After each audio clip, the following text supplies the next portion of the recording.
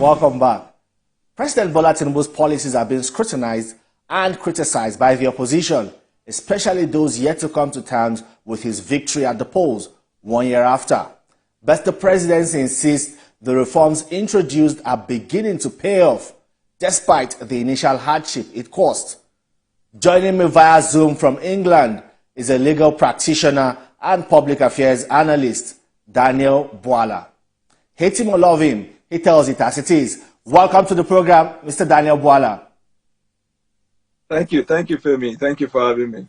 Well, we're talking about President Bwala Tinubu's reforms and the impact it's having across the country. It caused so much hardship, especially the removal of fuel subsidy. But the president is telling us, the presidency is saying that it's beginning to yield the desired results. Do you agree? Yeah, sure. Indeed, I think that the fiercest critics, they are beginning to accept the reality of the fact that the work that is done to the fundamentals of the economy, which is the foundational work, is beginning to show. We have been, as a country, so used to the status quo that sometimes when you want to effect a change, we become very uncomfortable. It's like somebody who is used to a particular thing and you want to change the way he reasons or the way he operates. There is going to be an initial reaction. And usually what will determine whether the people calm down or not is result, which is what I think the works of President Bwala Tinubu is beginning to show. I think it is Isaac Newton, I think in his first law, where he says in the law of inertia, he said, in essence, everything maintains a status quo until a force is applied to it. Specifically, he said, an object at rest remains at rest, an object in motion remains in motion at constant speed in a straight line, unless acted upon by an unbalanced power. But so what are the policies of... Are there achievements that Nigerians can see, touch, and feel? Are there things to feel? Definitely, and I will point at some. Please For do. example, what we can readily see is the rescue of these abducted people. In the past, when people are abducted, it takes a long time. But what accounts for the success of the release of these abductees is not just that the president is seated. It is that the president is firm on his decision. If you remember, last week when he had a meeting with the service chief, what he said clear was that I don't have the luxury of time. When a work is given to you, do it. This is the marked difference between what President Bwala Tinubu is introducing as a leader in Nigeria to what we are used to it. Secondly, if you look at before he took the oath of office, there was this report that 75% of the states of the Federation are bankrupt. After he removed the subsidy, we began to see income in terms of revenue from this oil that now led to the redistribution of this commonwealth to the federating unit. So much so that states of the Federation now get almost 300% of what they are used to getting. And you are beginning to see that result. In fact, it afforded us the opportunity to have other, revenue to effect some of these interventions that the president is introducing, like what he gave to the Manufacturers Association in order to stimulate the economy. You also look at the forex market, the unification of the foreign exchange, which at the beginning, people felt as if it is a bad policy. Look at the effect at the moment. There is a stability in terms of the effort that the Naira is making in the international market.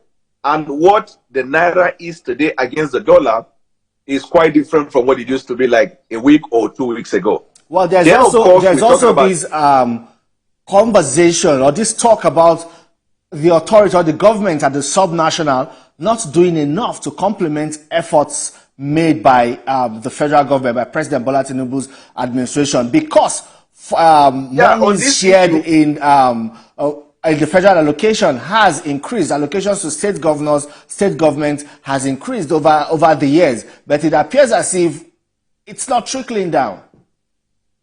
On this issue, if you recall, I was like the John the Baptist in the wilderness. When I began this cry that instead of looking at the federal government, we should look at the federating unit. At the beginning, people were thinking everything lies in the powers of the president. Why are you demanding the governors to do what they are supposed to? And then I advised that if the president can ask the finance minister of the CBN to publish monthly allocation, when the Nigerian people know how much their state governors are earning, the governors are going to wake up. Now, Look at now the result. Look at the federating units. And now you can tell where exactly the problem is. You see, because our psychic before now, and that is because of the military administration in Nigeria, over time we tend to think, although in our mouth we say we exercise or we practice a federal system of government, but we still tend to think it is the unitary system. That's why what happens in my village, President Bwala Tinubu is responsible. What happens in a local government, people want to call the president. What happens in the state, people want to call the president. But a true federalism, federal system of government, means that matters, for example, of agriculture, they are in the concurrent, but largely in the federating unit. Matters of education, they are in the concurrent, largely in the federating unit. As a matter of fact, when you talk of dealing with security and insecurity, fundamentally it is at the local level.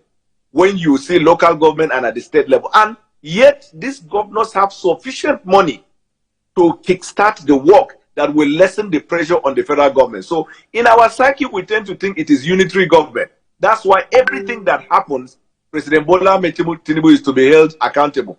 And yet, the difficulty of our democracy is that the president is incapacitated to compel a governor, to force a governor, or to apply what used to be the practice of the then General Olusegun Obasanjo, where if the governor is not doing what you like, you find undemocratic way of changing him. No! The only thing the president can do, which is what he has been doing, is when he calls these governors together, he appealed to them to use the money now that goes to state as well as the federal, say, local government to effect the change. Do you know how much that goes to the local government if it is actually put to use? I am telling you, our local government are going to be more productive than the state capital, because as a local unit, they have enormous amount. But most of the local government chairmen, it is a stipend. Money comes to the local government, they are giving allowance, and the rest of it is history. I saw a few days ago, a governor was on site. He saw one of the local government chairmen, he didn't do something well. He said, I will sack you.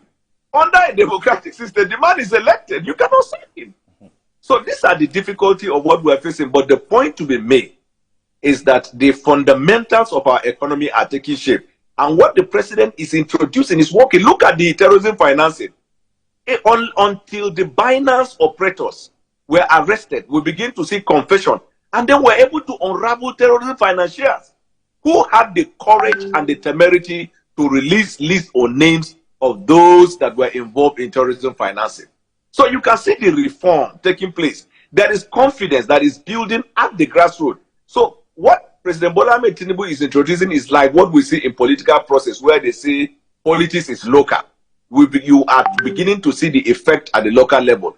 But whenever you mention the local government and the state, then it comes to the issue of the state governors and whether or not they deploy these monies in their respective states. Yes, that is the challenge. But at the federal level, Bwala, the president is doing his best. Yeah, speaking about the state governors, you know, recently President Bwala Tinubu also acknowledged the need for the creation of state police to tackle some of the security challenges facing the country. And we also saw recently, you know, at the National Economic Council meeting, where it was reported that out of 36 states, just 16 states so far have sent in their reports on the creation of state police. 20 states are yet to turn in that report. So it seems now that there's that political will to tackle security issues, the state governors are foot dragging.